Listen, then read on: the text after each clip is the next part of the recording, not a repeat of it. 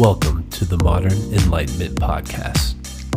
Here are your hosts, Tom and Will Connect. What's up, everybody? Welcome back to the Modern Enlightenment podcast. Again, with your hosts, Will Connect and Tom Connect.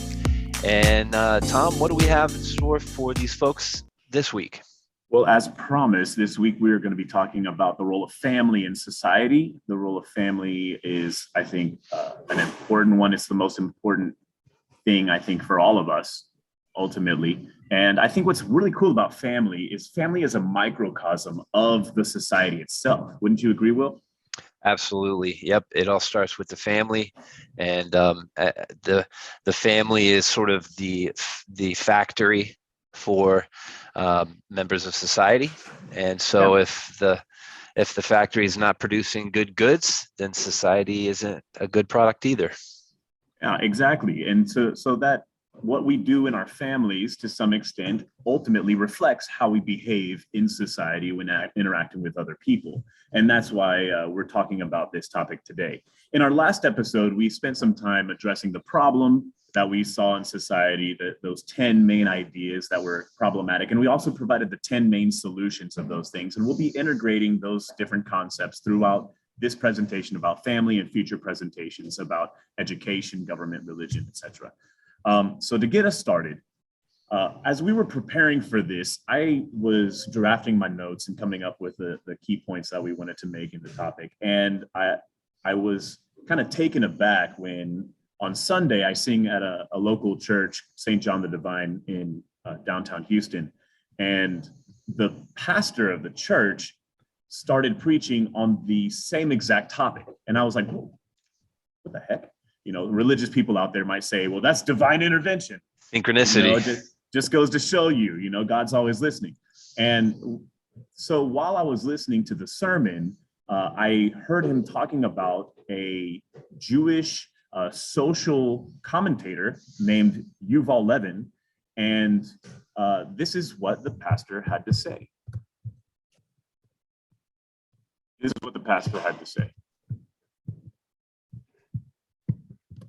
Something new, and it is a resigned passivity. Would that we did actually have a little more energy.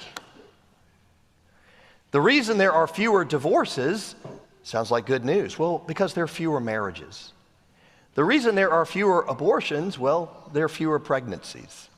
The reason there are fewer teenagers getting into car accidents is because, well, there are fewer teenagers even taking the time to get their driver's license.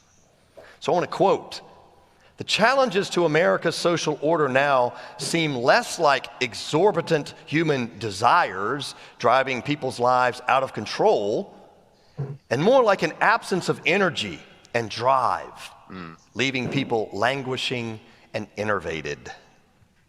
The study reveals for many an excessive risk aversion, feelings of inhibition even to express oneself to another, more people living as functional loners, using their phones for everything, to order their food, to be the primary means of communicating with other people rather than face to face.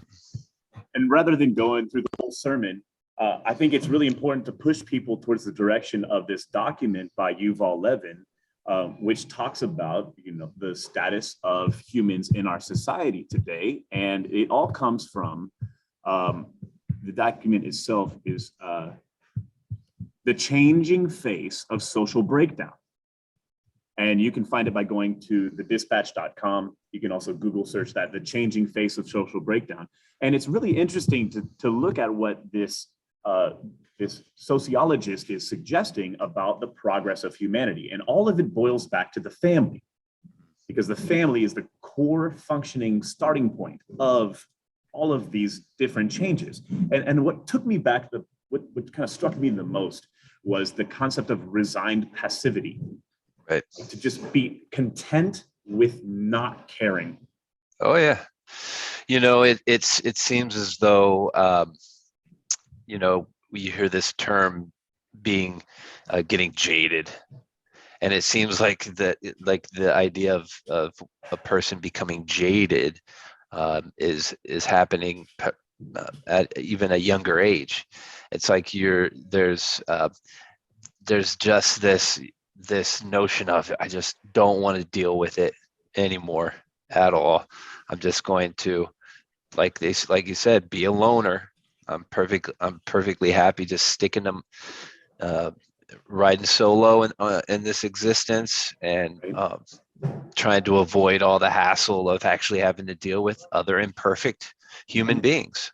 What's even more amazing about it is we ask ourselves, why are there so much new commentary about mental illness? And a lot of it, I think, stems from that exact problem. You got it. That people are content to be alone, and yet they find that they are lonely.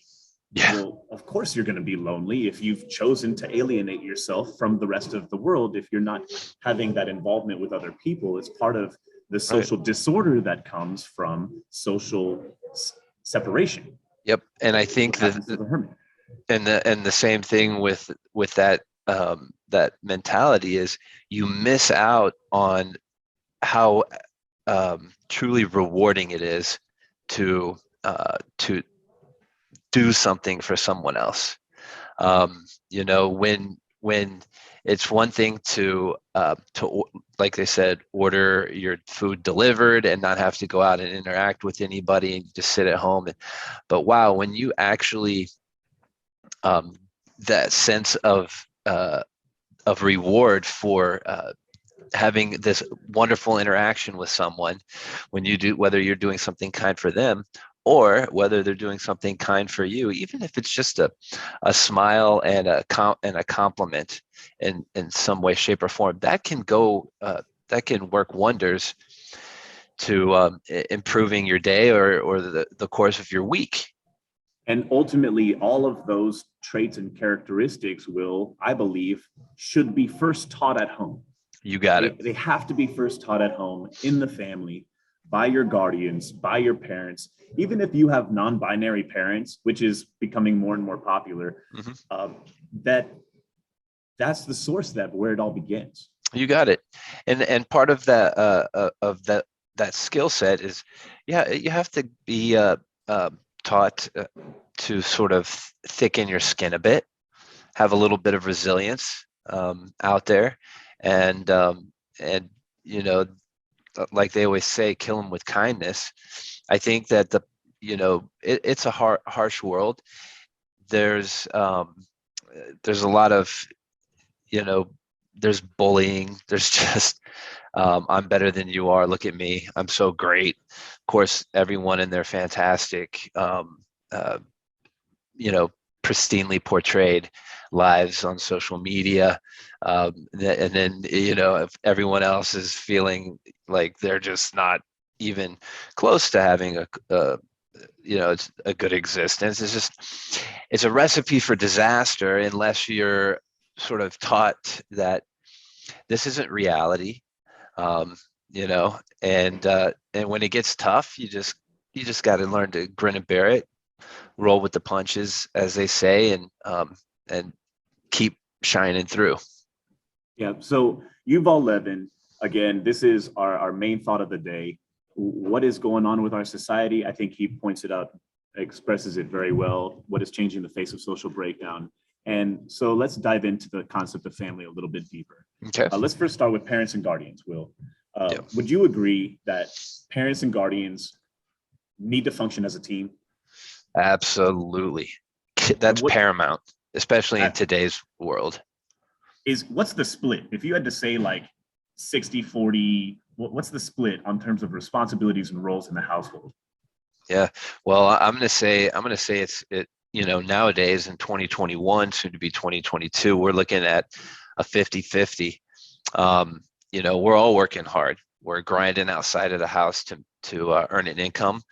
We're grinding inside of the house just to keep a household and raise a family. And that's a 50-50 endeavor. From start to finish. To that extent, do gender roles still exist today in the same way that they did in, let's say, the 1950s? I would say short answer is no. But I would also say that we still can't argue that there are certain things that both genders are far more equipped to take care of, to handle. Absolutely. I agree. And just because your wife might be better at, hypothetically speaking, and to accommodate the gender role, your wife might be more accommodated to clean and do domestic things, cook in the kitchen, for example, doesn't mean that as the spouse, as the husband, that you can't get in there and chop some vegetables and run the dishwasher. You got it. Or if your and husband, vice versa. yeah, or if your husband's sick or whatever, it doesn't mean you can't get out and push the lawnmower. That's exactly right. Or if the husband might be more inclined to go do auto mechanic work, because the car needs an oil change, that doesn't mean that, the wife isn't out there, holding the flashlight and being a support person, at least showing that it takes two to do the tangoing. Everybody gets a beer, put on some Def Leppard, and sounds like let the good times roll. Yeah, absolutely. So gender roles, I think, have definitely shifted and changed over time. Men are becoming more involved in what's going on at home. Women are becoming a lot more involved in what's going on at work. So the main two areas of focus in every family ultimately boils down to finance and children. Right. How do we manage our incomes? How do we manage our debts? How do we raise our kids? What is our support going to look like for them? Mm-hmm. Now, what's really interesting is that, as we heard in the quote from the pastor at St. John the Divine, the amount of divorces is getting lower, but it's also because less people are getting married.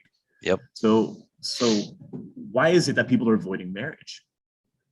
Maybe it's because they struggle to find that compromise. They struggle to find the solution, which is acting in a humble way, providing some sort of care and understanding, forgiveness to one another. And go ahead, Will. Oh, I was going to chime in. Maybe it's just sheer laziness because relationships are work and no one's perfect. Absolutely. Some patience and compassion and empathy. And when I was a teenager, that relationship that I really cared a lot about did not work at all the way that I expected it to. And so, you know what? Forget it. Let me just avoid it because it caused too much pain and damage. Yeah. And I think that there's a lot to be said in truth to that too. Well, we got to find forgiveness for ourselves and right. I think casting your line out. When the harsh reality is when you grow up, seeing the fairy tales and the prince saves the day and the princess and this and that, there's this idealized relationship, this, love at first sight, yada yada, but then you get into it, then the real life hits and you go, okay, that's not real anymore. This isn't how the cookie crumbles at all. Yeah. And right. So I'm going to call out all of those teenagers, young 20s out there that might be listening to the show and say, how long have you been in the relationship with the person who you're currently with? And how long do you need to stay in that relationship before you realize that this is someone I can actually spend my life with? Mm-hmm. What's the break off point? Most people, I would say. Yeah. What are the important qualities that you really need to have? Right. What are you looking for in that person? And how long is it going to take you to identify whether or not that person has those qualities? Yep. If you've been in a relationship for 7 years and you're not getting married, what are you waiting on? Sure. How prepared are you yourself to offer your best self to someone else? Is that, do you have to do some work on me before you're prepared to take on that next mission? And I think it's important for people to ask themselves that question, because if you're just dating to date, then let's not be manipulative of others. Let's not try to harangue them. Let's be completely clear about those types of expectations. And if you're looking in a relationship to be more serious about it, and that's also something that I believe needs to be a little bit more at the forefront of the conversation. Not necessarily first date. I'm not telling you go sit down. I'm looking to have children and I want to have no, please don't. No, please don't do that.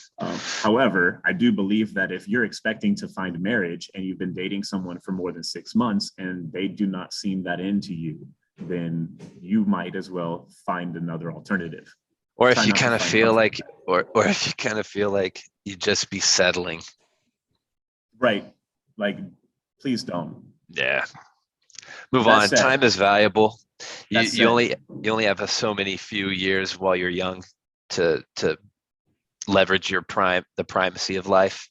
once you find that person who you care about spending the rest of your life with, and you recognize it, and normally it's within the first few months, you know pretty soon whether or not you care that much about the person. Speaking from personal experience, I knew about a month after I met my wife that I wanted to marry her. Really soon, right away, she had all the characteristics of someone that I knew I wanted to be a part of my life, and I can't imagine my life with anyone else. That's just my own personal experience, though, Will. I can't speak for you or anyone else. Yeah, Once you find, I my personal experience is just is having experience, being able to learn lessons the hard way, realize that because it's easy to have fleeting infatuations and so forth, but there are certain characteristics and attributes that are paramount for creating a winning team, which gets us right back into what we're talking about today, which is the family unit. When you find this person that means the world to you, then that cooperation, that 50-50 that we talked about just moments ago, that's where you have to begin as a foundation. All of your decisions need to come together in agreement with one another. Don't go to bed angry. That is one of the worst things you could ever do in a relationship. And then apply yourself to building the community in your household. Build the community through communication, understanding, forgiveness, and definitely practice humility in case you make those all too often occurring mistakes. Because ultimately, if you are going to have kids, if you're going to raise a family, then you are, as the parents or as a parent, part of a parental unit, the focal point of this family, and what the kids are seeing as an example on how to behave, how to handle conflict, how to express your emotions in a healthy and constructive way, and in realizing that certainly within the family, that that's a team that you're on for life, and everyone has a responsibility in that team to make it strong, to make it great. So you've made a family, you've made that decision, and taking your family to the next level, you've chosen to have children. So for the remainder of this portion, we're going to talk about the families that have kids because they've chosen to reproduce, they've chosen to adopt, they've chosen to foster, they've chosen to incorporate children into their life, as that example Will just talked about. So what is the parental obligation in terms of the relationship with the child? I believe that parents, first of all, of course, need to maintain the basic needs of the kids, find food, shelter, clothing, and make sure that the kid is healthy and happy and clean. First and foremost, that must absolutely happen. Basic needs need to be met. Basic needs. Absolutely. But then, does that really affect our society? Not all that much. That just keeps a human alive. So how do you affect the society? Our solution, it needs to be educated to kids. Teaching kids the value of patience, teaching kids the value of education, creativity, being able to play and improvise and practice flexibility throughout the entire process. Encourage giving and encourage teamwork. These are all ways that parents can develop the natural skill in a child to be more flexible and socially involved with the community outside of the family, because they have already seen and experienced those things in their own household. Mm-hmm. Yep. Practice humility and forgiveness as well. Parents Yep. make mistakes, y'all. And as a parent, tell your kids, I'm sorry, I made a mistake. Mm-hmm. That is such an important characteristic. And as a parent, ask your kids, how can I be better? Even you would be surprised some of these answers you'll get. I think it's a great conversation. Once your child gets about kindergarten up, I think a weekly conversation, hey, how have I been a good parent this week? I'll ask my daughter Paige, hey, what have I done that has made you feel happy this week? What have I done that's made you feel sad? And having that heart-to-heart conversation with my daughter helps me recognize some of my own character flaws or some of the great things that I've been doing, so I know to continue doing those things in my relationship with her and Eleanor, for that matter. Sure. One of my stories with my oldest daughter, Austin, 5.5, for those of you listening, she was having a total meltdown one night before bed, and it was on a scale of 1 to 10, it was a 10. It was not good. The paint's melting off the walls because of the shrill of the cry. So, I put her in timeout to calm down. And oh my goodness, it just, timeout is you sit on the on top of the on the toilet with the bathroom door closed, and and I mean, it sounded like the Tasmanian devils in the bathroom, destroying everything. And I couldn't have this irate 5.5-year-old having a meltdown in there, and I was expecting to hear the mirror shatter at some point. So I went in there and I had to take it up a notch, which I'm not overly into that type of discipline, but took it up a notch, and it eventually she calmed down enough to get in bed the next morning. When we did a rehash on the prior night's events, and she said, Daddy, sometimes if I ever get that way, it just means I need a hug. And I was like, oh my gosh, oh baby, come here, like, the one thing that I didn't think to do, I was like, time out. I immediately went straight for the timeout. And then when the bathroom was getting destroyed and I had to take it up to some spankings, the one thing that I could have thought to do was, just bring this kid in, give her a little hug, try to calm her right down. And it's and Will, when we were talking about this in preparation, you mentioned perspective.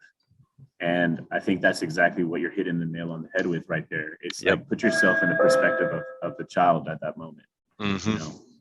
And our kids don't know how to communicate with us what they need. They don't know how. They haven't been taught that yet. And it's our obligation as parents to help teach appropriate responses, to teach kids how to express themselves in a way that is understood. Because it's human nature to cry. It's human nature to throw the fit. That's what we do. As soon as we pop out, we're crying. Sure. And we've got to figure out how do you coach and educate a young person in order to be a more effective member of the society, which starts at home. And that starts with coaching around those types of events that you just described. And it's hard, y'all. It is not easy, because you're like, when I have a 2 or a 3-year-old that barely speaks any words, how do you get that communication across? And like you said, Will, it's just a matter of like, I need to take a step back. It's not about me. It's not my personal situation. It's about us together. Yeah, and I should have known better, because I read a fantastic book while I was expecting. My wife was pregnant with our first, and it's called The Whole Brain Child, and it talks, about you learn a lot about the brain and as how it functions at various stages of a young human's development. And when these kids are so young and they start to fritz out, their brain it's really, that lizard brain, what they refer to as this lizard brain. That's that part of the brain that just all it knows is just unchecked emotion, whatever it happens to be. So you can't reason with a child that is going ballistic. So you have to calm them down. You got to calm them And down. And once you physical calm them down, touch, like hugging, nurturing, soothing, they call it reestablishing the feeling of the womb by right? rocking gently and swaying the child and making sounds, the sound of blood rushing through Yeah. the vessels of the mother, help to calm and nurture that child back down to a state of appropriate behavior. Where you can then attempt to reason or impart some Absolutely, some type of lesson some or type learning. of wisdom. Now, were there You know, any? I know we may be running short on time. Were there any other important points of discussion that we wanted to touch on? The only other thing that I want to say is some people are going to say, y'all are crazy. Kids don't understand. You have to be an authoritarian in order to help kids understand their place in the world, or you're wasting your time. And my response to you is absolutely not. I will talk to my child as though they are an adult in the room, and I will use complicated vocabulary. I'll expose them to all of that. And because of that patience and understanding, my kids are soaking it up like a sponge. Right. And they show and they act in a more appropriate way because of that. Yep. And also it goes back to it's not me. It's not my way of doing things. It's not about how I need it to be done. It's about how we together are going to figure it out. How are we going to work through cooperation with one another? You got it. It's not, it's a fine balance. You can't have an overly authoritarian approach, and you can't be a massive pushover. However, you do need to have what I like to refer to as a collaborative parenting approach that is sort of firm in establishing what your expectations are, but collaborative in allowing the child to propose his or her own ideas as to a solution that makes them feel good and helps you as a parent achieve what you're attempting to achieve, whether it be more attention to chores around the house or doing better in school, better behavior, and so forth. Yeah. And a couple of easy ways to help build this habit in your family, in your household, is family game nights and reading books together, telling stories with one another, playing music together, not screen time together. Yep. Screen time together is not ever going to do this. Unplug for a little while and talk. And talk.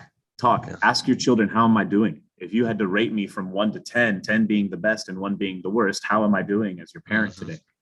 Sure. And listen, by all means, we all have to listen. And if we practice these things, the world is not perfect. I tell my daughters, pay attention to the world around you all the time because the world is not perfect. But if 100% of households practice some of these basic tenets, then we're going to be improving the educational outcome of our children. We're going to be improving the cooperative outcome of our children. We'll be improving the empathetic outcomes of our kids. And in doing so, our entire society is going to be able to work in cooperation a lot more instead of in fragmented us against you, ideological differences control us mentalities. We can say, I disagree. And while I disagree, I can still respect your point of view. You got it. Bro, did you want to hit these folks with some good news? Oh man, there's so much good news in the world around us. Sign There's off. So much good news. I'd love to. Okay, so first of all, there is some good news in this. They have a man who's in Africa, a teenage child, invented a machine that can create an energy source from the cars driving down the road. It doesn't use batteries. It doesn't use solar. It doesn't use wind. It doesn't use any of these other traditional forms of energy that have been created so far. It uses the compression of the car on the equivalent of a geode, and that generates an electric current that was capable of powering 10,000 people's home throughout his little town in Africa. And this is a pretty amazing invention. And Will, incredible. I'm thinking of Houston, Texas, and the millions of cars that are driving down the highways every single second in this city. I'm thinking about Houston, Texas, and the traffic while they perform the construction to get all this installed in the roads. Honestly, though, we could probably power the whole freaking United States. Oh, So dude. there's enough cars out there, no doubt. Yeah. But where do another piece we of have good to news. get all the geodes? Dude, geodes are all over the place. Are you Yeah. joking? It's like one of the most common minerals that exists on the planet. They're fun to Elon Musk go actually, looking for. Yeah, Elon Musk says geodes are the future of energy on this Yeah, planet yeah. for that exact reason. They last forever, they resonate, and they naturally create an electric current when compressed. Like, what a fascinating piece of technology. Unbelievable. So another piece of good news, they have created the blueprints for what they're calling the eighth continent. This is a floating continent that has the potential to exist independently out in the ocean, Filter out. I saw filter that. out all the plastic debris from the ocean as it's out through these large tentacles. It also has itself generating energy source by having its own turbines built into the material itself. It has greenhouses. People can live on it. They have their own water filtration system. Like, what a fascinating idea. And it's a large self-sustained floating research lab as big as an island. And this is what people are trying to use to attack the Pacific garbage patch. They're also there's also technology to use audio waves or sound waves to channel the plastic debris that's in the water into the middle of a tube, allowing clean water to be filtered out the side and the debris particles to be collected through a center tube as a way of filtering out these plastics that right now they're just trying to use giant nets. Love that. So it's kind of cool to see that people are trying to challenge some of these more difficult environmental issues. Granted, Absolutely. you might not agree that global warming or climate change is an issue, but you can't pass up the fact that there's a crap ton of plastic in the ocean. And we're all going to need energy. No doubt. Listen, I think what we all can agree to is that we live on a extraordinarily wonderful, beautiful, incredible planet, which is full of extraordinary, incredible, wonderful people and other sorts of creatures. And at the end of the day, we should all be working together to take care of it. When you have nice things, you take care of them. And that's what I teach, try to teach my girls. I say this all the time. You take care of your nice things. They should last you forever. But hey, this requires one to actually be a little bit selfless. And that's something that, again, you have to learn starting at the family level. Starting at the family. And to close the loop, you cannot resign yourself to be passive in all of this. You cannot practice apathy in it at all. It is all of our jobs to raise the people in this community, from the little kids up to the 89-year-olds. It's and everyone in between. It's all of our jobs to work together to help each other out. That's what makes communities strong. Now, we do have differences, and that's real. And we need to recognize the unique differences in all of us, because that's what makes us special. And at the same time, those differences give us opportunities to uniquely solve problems, just like those problems we mentioned. Sure. And I think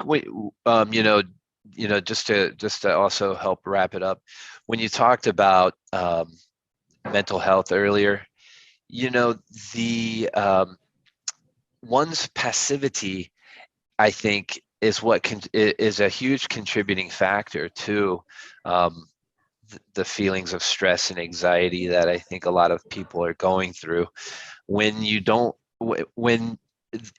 There is a huge void.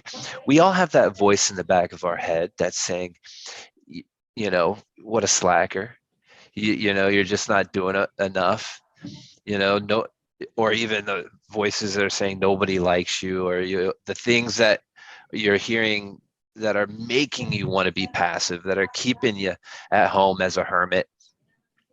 That's the kind of thing that goes away when you actually go out and make an effort to be a good person and to establish yourself as a important factor in someone else's life. Yeah. So give up the resigned passivity. You got it. Actively get involved to whatever little extent you can. Start You off know, if small. if you're single, if you're a single bachelor, bachelorette out there, you can still do small things to help contribute in a positive way. You don't have to go and have kids yet, but if you do choose to have kids, that's a great place to start. You know, Right. start with your job, with your parents, with your own family. Go home tonight, play some games, y'all. Have some fun, laugh together. Hmm. The world's an Hmm. amazing place. We make it So, amazing. what do you think? Do we have any teasers on what we have in store for everyone on the next episode? Yeah, it's a great question, Will. So family is definitely the start of our social interaction with everyone.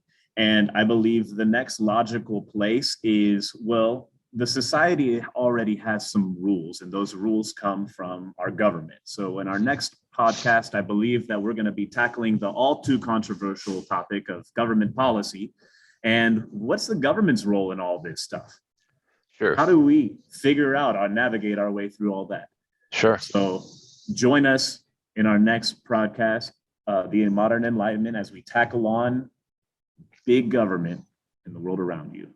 Absolutely. And where can everybody find us on social media, and how can listeners of this great podcast help us to grow grow the audience and improve as a podcast? Well, first and foremost, if you like anything that you hear here, send us an email. We're on Gmail, themodernenlightenment@gmail.com. It's the Modern Enlightenment, all one word, @gmail.com. You can find us on Spotify. That's where all of our streaming is done. You can find us on Facebook. We have a page on Facebook. Please like, comment, follow in all of those places. I believe we're on Instagram as well.